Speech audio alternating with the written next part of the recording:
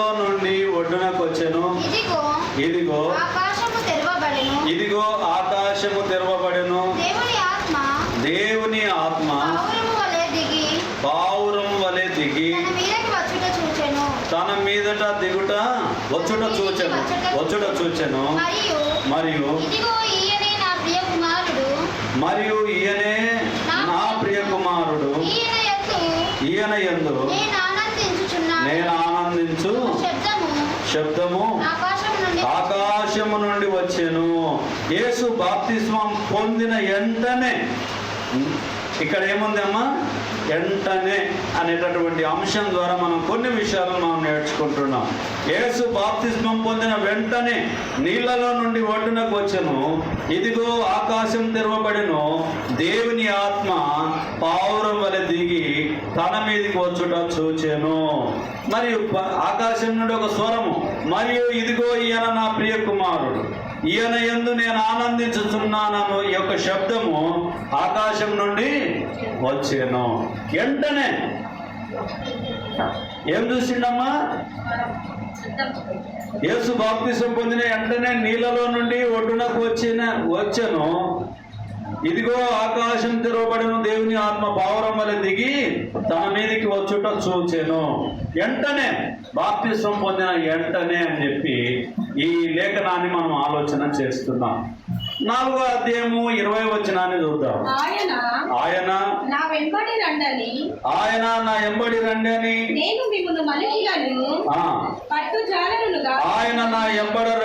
నేను మిమ్మును మనుషులను పట్టజాలరుగా చేతునని వారితో చెప్పెను.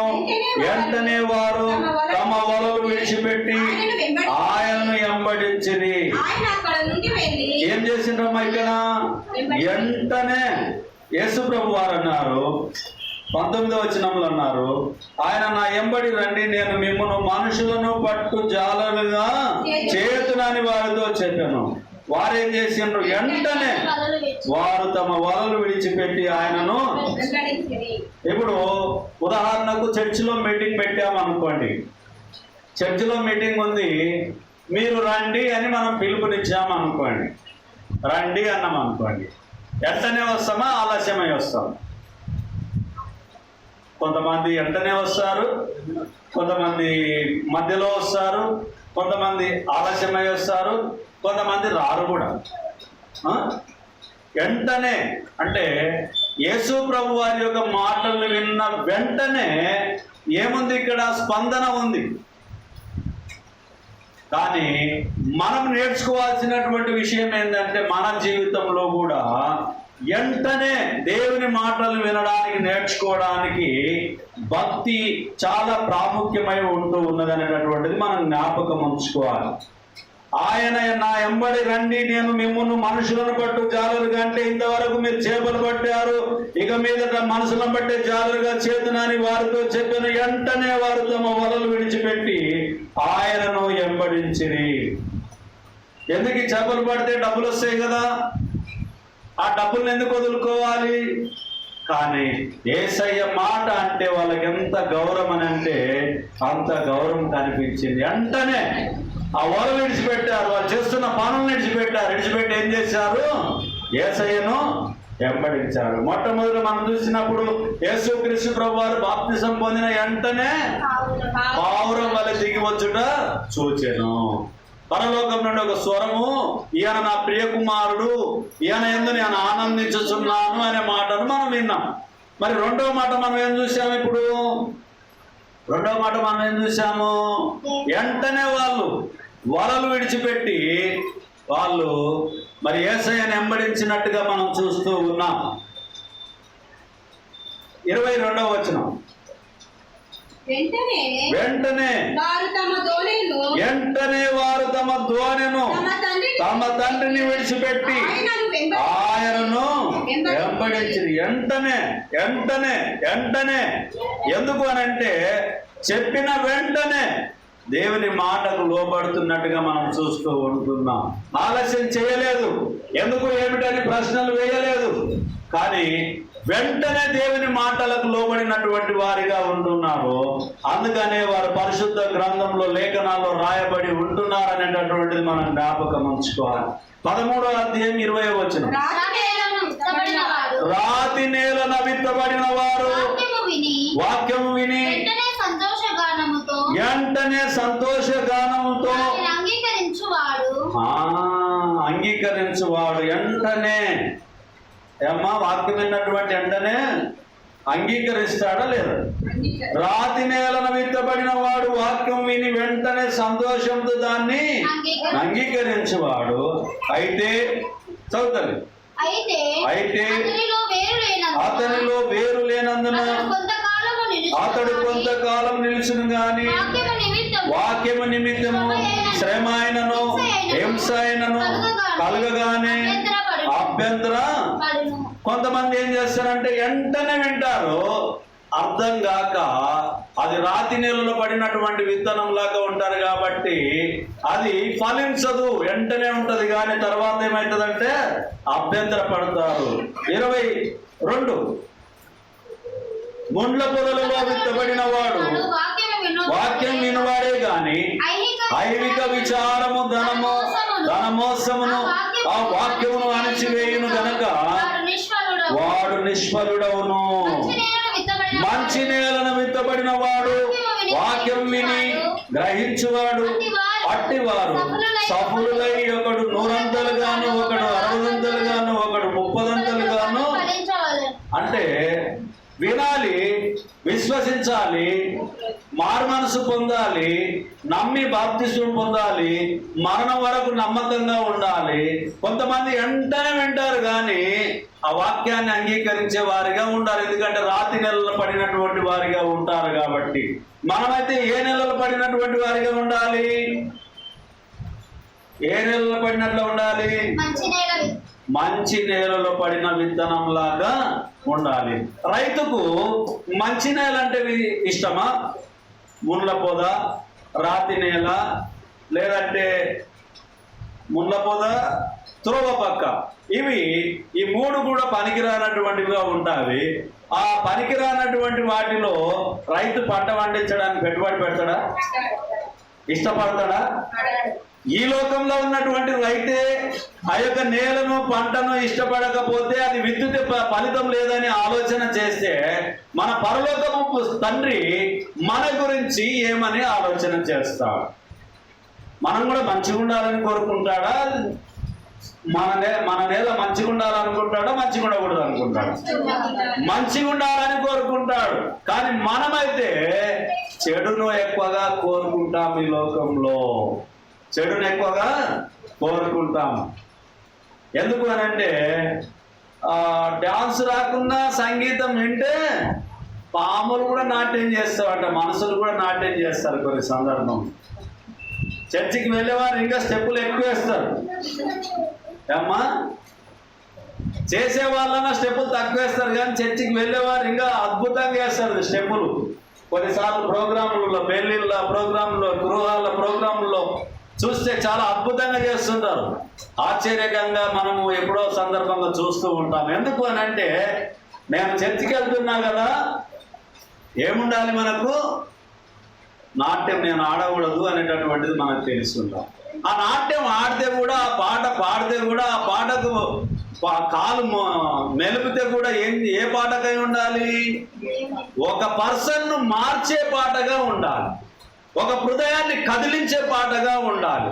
ఒక మూగవాడిగా ఉన్నప్పుడు ఒక నోట్బుక్ లాగా పెట్టుకొని మరి మీరు అబద్ధం ఆడకుడి అని సువార్త ప్రకటిస్తాడు. యేసు ప్రభు అని ఒప్పుకోండి అని చెప్పి ఒక బోర్డు పెడతాడు. ఇంకోటి మీరు మారు మనసు పొందండి అని ఒక బోర్డు పెడతాడు. మీరు మరణం వరకు నమ్మకంగా ఉండాలి అని మూగవాడు కానీ బోర్డు రాసి పెట్టుకొని మౌనంగా వాక్యాన్ని ప్రకటిస్తాడు. అంటే దీని అర్థం ఏమిటి? మన క్రియల వలన ఇతరులకు ప్రభావితం కావాలి, దేవునిలోకి వాళ్ళు నడవాలి. మనం చేసే పనులలో దేవుని గొప్పతనం వారిలో కనిపించాలి. అప్పుడే మనం మంచి నీళ్ళలో పడి ఫలించేటటువంటి విత్తనంగా ఉంటాం. వెంటనే ఫలించినటువంటి వారు, వెంటనే వాక్యం విన్నటువంటి వారు తప్పిపోవడానికి కూడా అవకాశం ఉంది అని చెప్పి దేవుని వాక్యము తెలియపరచబడుతుంది. లూకా సువార్త 5వ అధ్యాయం 13వ వచనం.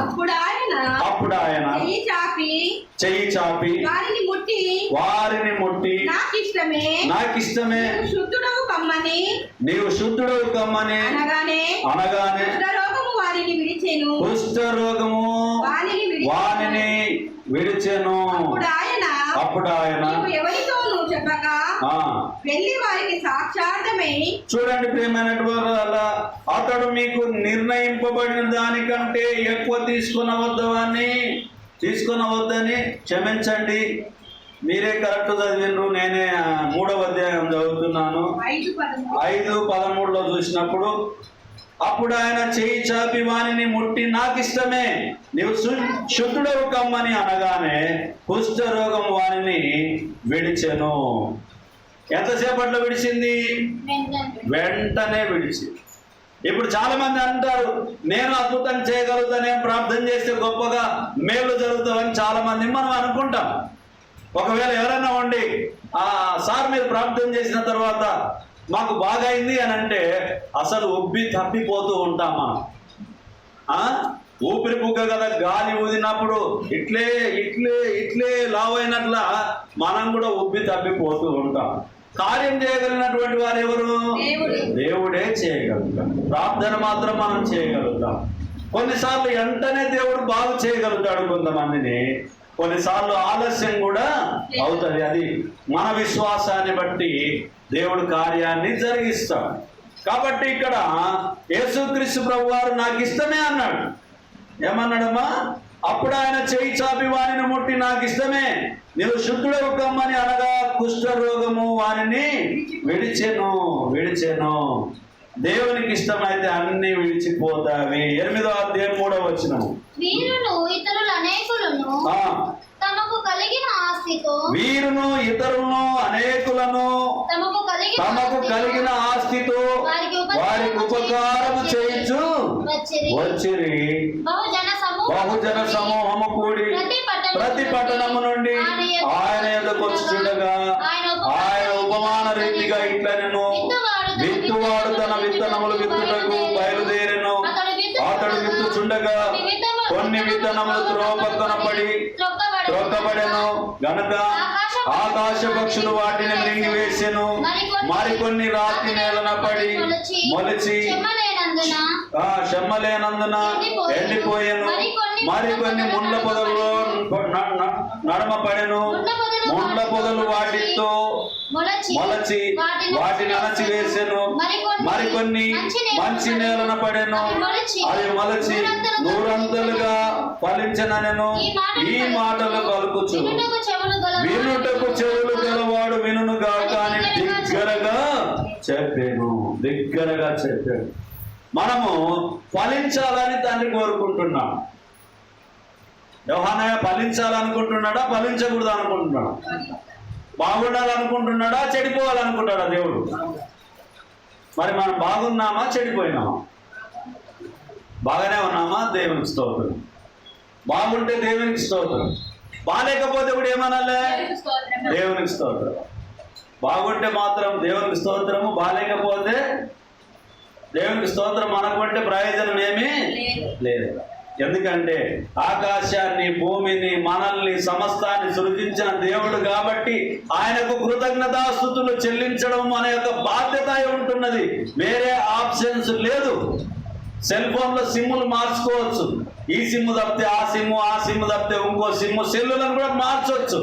కానీ దేవుని మార్చడానికి మనకు వీలు లేదు. ఎందుకంటే సృష్టికర్త ఆయన. సృష్టికర్తవైన యెహోవా నీ చేతి పని అయిన మాపై ఎందుకింత ప్రేమ? ఆయన సృష్టికర్త అయి ఉంటున్నాడు కాబట్టి, మనల్ని ప్రేమించాడు కాబట్టి, ఆ ప్రేమకు పొందినటువంటి నీవు నేను శ్రద్ధ కలిగి దేవుని యందు భయభక్తులు కలిగి జీవించే వారిగా ఉండాలి. కానీ దేవుని తృణీకరించేటటువంటి వారికి ఎప్పుడూ ఉండవద్దు. 14వ అధ్యాయం 22వ వచనం. అంతటా దాసుడు ప్రభువా అంతటా దాసుడు ప్రభువా నీ ఆజ్ఞాపించినట్టు చేసితిని గాని ఇంకను చోటున్నదని చెప్పాను. అందుకు యజమానుడు నా ఇల్లు నిండునట్లు నీవు రాజమార్గంలోనికి కంచెలలోనికి వెళ్ళి లోపలికి వచ్చుటకు అక్కడి వారిని బలవంతము చేయము. ఏలైనగా పిలువబడిన ఆ మనుషులలో ఒకడును నా విందు రుచి చూడడని మీతో చెప్పుచున్నాను నేను. ఇక్కడ 22లో మనం చూసినప్పుడు అంతటా దాసుడు ప్రభువా నీవు ఆజ్ఞాపించినట్టు చేసితిని గాని ఇంకను చోటున్నదని చెప్పాను. ఎందుకు అనంటే 20వ వచనాన్ని చూద్దామా. మరి ఒకడు నేనొక స్త్రీని వివాహము చేసుకున్నాను, అందుచేత నేను రాలేనను. అప్పుడు ఆ దాసుడు తిరిగి వచ్చి ఈ మాటలు తన యజమానునికి తెలియజేయగా ఆ ఇంటి యజమానుడు కోపపడి నీవు త్వరగా పట్టణం వీధుల్లోనికి సందులోనికి వెళ్ళి బీదలను అంగహీనులను గుడ్డివారిని ఇక్కడికి తోడుకొని రమ్మని ఆ దాసునితో చెప్పాను. చాలా మంది ఏం చేసిండ్రు, అనేకమైనటువంటి కారణాలు చెప్పారు. 15వ వచనం నుంచి చదువుదాం. ఆయనతో కూడా భోజన భక్తిని కూర్చుండిన వారిలో ఒకడు ఈ మాటలు విని దేవుని రాజ్యంలో భోజనము చేయువాడు ధన్యుడని ఆయనతో చెప్పగా ఆయన అతనితో ఇట్లనెను, ఒక మనుషుడు గొప్ప విందు చేయించి అనేకులను పిలిచెను. విందు కాలమందు అతడు ఇప్పుడు సిద్ధమై ఉన్నది రండని పిలువబడిన వారిలో చెప్పుటకు తన దాసుని పంపెను. అయితే వారందరూ ఏక మనసుతో నెపములు చెప్పసాగిరి. మొదటివాడు నేనొక పొలము కొని ఉన్నాను, అవశ్యముగా వెళ్ళి. చాలా వరకు యజమానుడు ఎవరు? మనకు యజమానుడు క్రీస్తే యజమానుడై ఉన్నా. మనమంతా కూడా ఏమై ఉన్నాము? తన పనివారమై ఉంటున్నాము, కుమారులమై ఉంటున్నాము, కుమార్తెలమై ఉంటున్నాము, సహోదరులమై ఉంటున్నాము, సహోదరులమై ఉంటున్నాము. మన కొరకు ప్రాణం పెట్టినటువంటి క్రీస్తు కొరకు మనం ఏం చేయాలి? అనుదినము దేవుని వాక్యాన్ని చదవాలి, కృతజ్ఞతాస్తుతులు చెల్లించాలి. దేవుని పనిలో మనం ఎల్లవేళలా ఏం చేయాలి? పని చేయాలి, కష్టపడి పని చేయాలి, దేవుని సన్నిధిలో పని చేయాలి. అయితే ఇక్కడ నెపములు చెప్పడానికి ఎందుకు ఏర్పాటు చేస్తే నెపములు చెప్పడానికి ప్రారంభించారు. ఒక ఆయన ఏమన్నాడు, నేను పొలం కొన్నా, ఆ పొలం పనికి వెళుతూ ఉన్నా. రెండోవాడు ఏం చెప్పిండు? అయితే వారందరూ ఏక మనసుతో నెపములు చెప్పసాగిరి. మొదటివాడు నేను ఒక పొలము కొని ఉన్నాను, అవశ్యముగా వెళ్ళి దాన్ని చూడవలెను, నన్ను క్షమింపవలెనని నిన్ను వేడుకొనుచున్నాను నేను. మరి ఒకడు రెండోవాడు మరి ఒకడు నేను 5 జతల ఎడ్లను కొని ఉన్నాను, వాటిని పరీక్షించి వెళుచున్నాను, నన్ను క్షమింపవలెనని వేడుకొనుచున్నాను నేను. మూడవవాడు మరి ఒకడు నేను ఒక స్త్రీని వివాహం చేసుకున్నాను, అందుచేత నేను రాలేనని. అప్పుడు ఆ దాసుడు తిరిగి వచ్చి ఈ మాటలు తన యజమానునికి తెలియజేయగా ఆ ఇంటి యజమానుడు కోపపడి నీవు త్వరగా పట్టణ వీధిలోనికి సందుల్లోనికి వెళ్ళి బీదలను అంగహీనులను గుడ్డివారిని ఇక్కడికి తోడుకొని రమ్మని ఆ దాసులతో చెప్పారు. ఇక్కడ చూసినప్పుడు నెపములు చెప్పేటటువంటి వారిగా చాలా మంది ఈ లోకంలో ఉంటూ ఉన్నామా లేమా? నెపలు చెప్పడానికి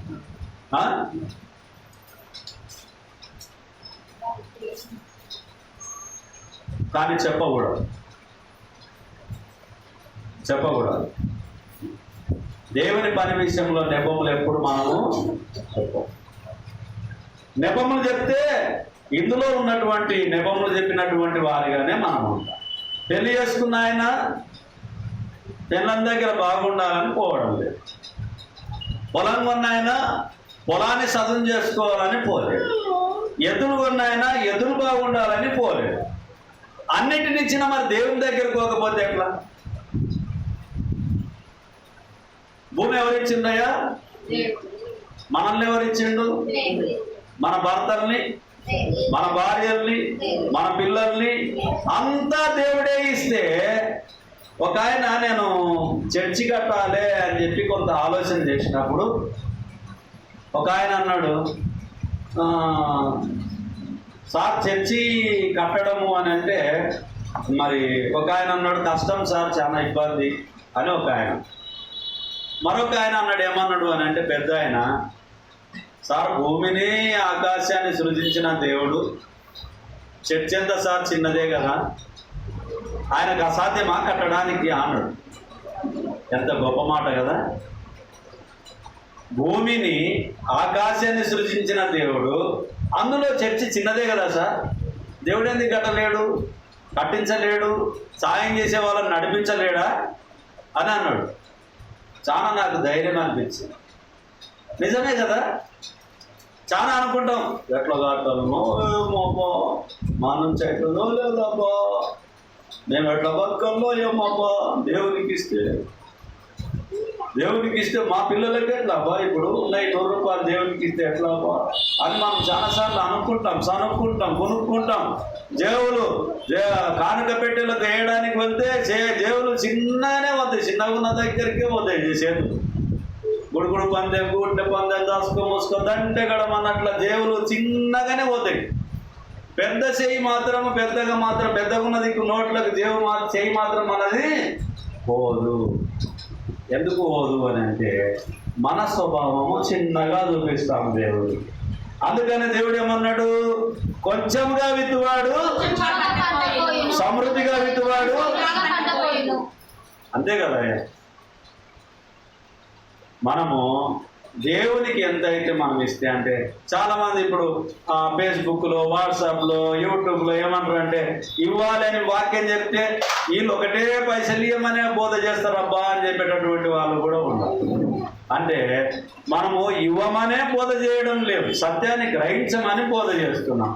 5 భాగంలో ఆరాధనలో 5వ భాగమైనటువంటిది ఏమిటంటే, మనకు దేవుడిచ్చిన వాటిలో వర్ధిల్లల కొలది దేవునికి ఇవ్వమని చెప్పి దేవుని వాక్యం సెలవిచ్చింది. కాబట్టి ఆ మాటను మనం గుర్తు చేస్తాం. అందుకని ఏమన్నాడు, మీరు బలవంతంగా కాకయు మీ హృదయంలో నిశ్చయించుకున్న ప్రకారము ఇయ్యవలెను. ఎవరినైనా బలవంతం చేస్తున్నామా మనము? బలవంతం ఎవరు చేస్తారు? దొంగలు చేస్తారు.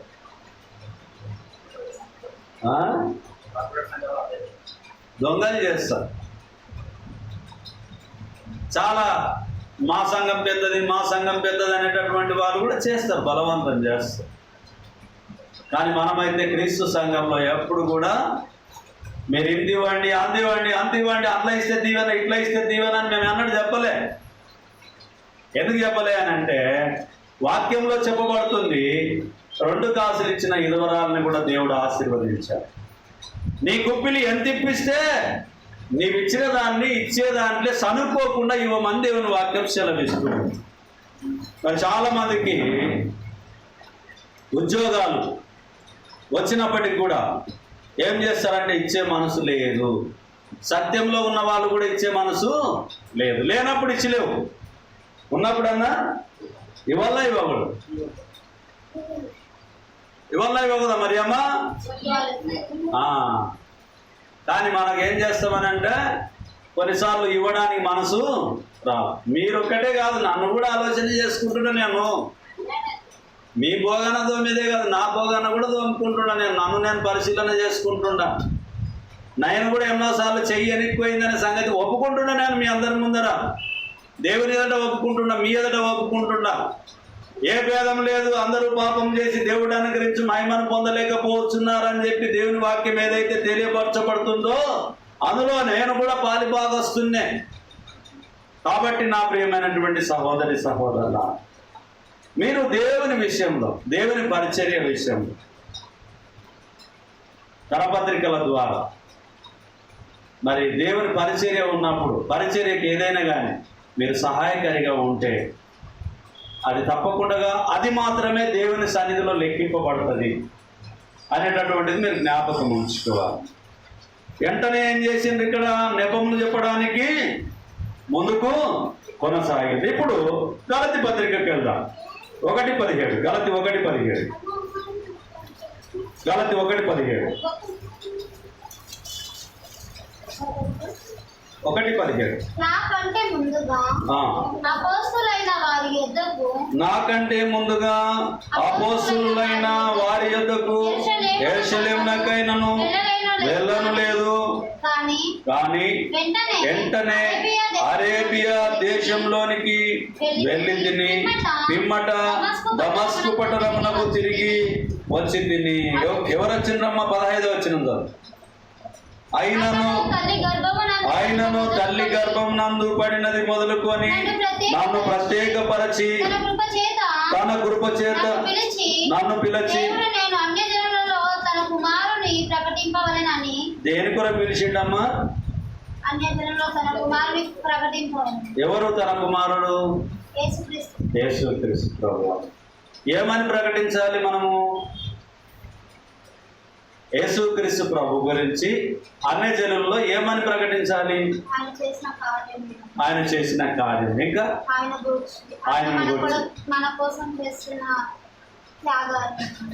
కొరింథీయులకు రాసిన మొదటి పత్రిక 15వ అధ్యాయము 1-3 వచనాలు చదవండి.